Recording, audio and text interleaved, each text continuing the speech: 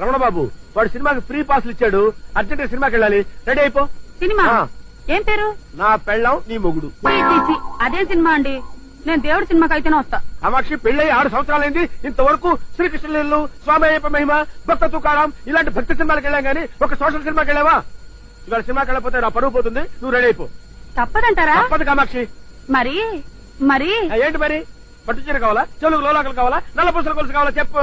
అవన్నీ తర్వాత చూద్దాం, ముందు నాకు కాస్త ఆవు పేడ కావాలండి.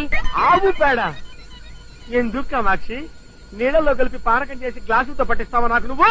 ఇవాళ ఆవు పేడతో దీపారాయణ చేస్తే మనం పోయాక ఆ దీపం దారి చూపిస్తుందండి. అక్కడ కూడా పవర్ కట్టేనా? కామాక్షి నీకు రాను రాను మరి చాలా. ఆపండి మీ దండకం, నేనే సినిమాకి రావడం లేదు, నేనే తెచ్చుకుంటా. లేదు నువ్వు రెడీ అయిపో, సినిమాకి వెళ్ళకపోతే నా పరువు పోతుంది. వెంటనే బట్టలు మార్చుకుని నేనే ఆవు పేడ తెస్తాను. ఏమండి పేడ కింద పడిని తీసుకురాకండి, పడుతుండగా పట్టుకురండి.